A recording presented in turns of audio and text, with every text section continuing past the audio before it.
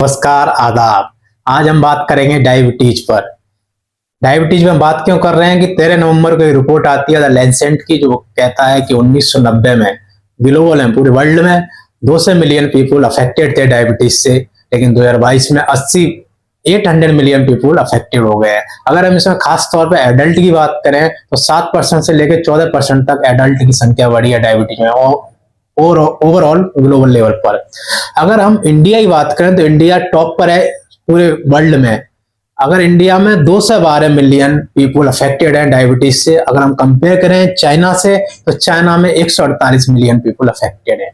अगर हम बात करें इंडिया में जो अब 30 साल से ज्यादा उम्र के व्यक्ति हैं, उनको जो अभी तक उन्हें डायबिटीज का कोई भी ट्रीटमेंट नहीं दिया गया, ऐसी संख्या 133 मिलियन है। कंपेयर करें चाइना से तो चाइना में 78 मिलियन पीपल हैं। ये कारण क्या है कि इंडिया में इसका राइज हो रहा है डायबिटीज का, पूरे वर्ल्ड के अंदर इंडिया टॉप पर है। इसका एक कारण माना जाता है कि टेस्टिंग रिपोर्ट। दूसरा कारण है जो हम फूड वगैरह ले रहे हैं उसमें फैट ज्यादा ले रहे हैं।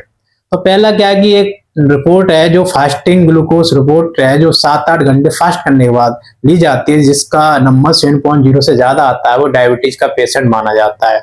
दूसरी रिपोर्ट है HbA1c, जो कि लगातार 3 मंथ होती है समय समय पर। उसका अगर 6.5% से ज्यादा नंबर आता है तो वो डायबिटीज का पेशेंट माना जाता है। हम जो खाना कंज्यूम करते हैं उसमें कार्बोहाइड्रेट की मात्रा ज्यादा लेते हैं, तो सैचुरेटेड फैट का काम करता है।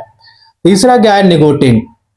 निकोटीन क्या है, हम जो कंज्यूम कर रहे हैं वो क्या है, जो हमारी बॉडी के अंदर इंसुलिन होता है उसको डैमेज करने का काम करता है। इंसुलिन हमारी बॉडी के अंदर रेगुलेट करता है ब्लड, जो शुगर ब्लड होता है उसको, और वही डैमेज हो जाएगा तो कहां से ब्लड, जो शुगर ब्लड है वो कहां से कंट्रोल होगा, और डायबिटीज के पेशेंट ज्यादा बढ़ेंगे।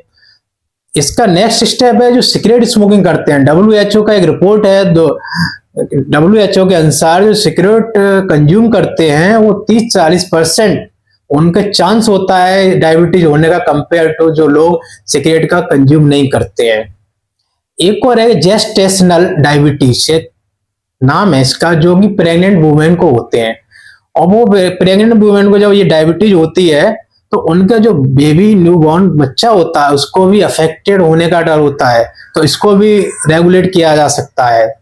और WHO कहता है 2035 तक इन इंडिया, खासकर इंडिया का रेफरेंस देता है कि इन इंडिया में 2035 तक अगर सही तरह से रैपिड स्केल पर डायग्नोस्टिक होता रहा इस डायबिटीज का और सही तरह से जांच होती रही तो 2035 से 80% लोग इससे अनअफेक्टेड हो जाएंगे। 80% पीपल अनअफेक्टेड हो जाएंगे, ओनली 20% बचेंगे। उनको भी धीरे धीरे रैपिड स्केल पे, डायग्नोस्टिक स्केल पे उन्हें भी ठीक कर लिया जाएगा। धन्यवाद।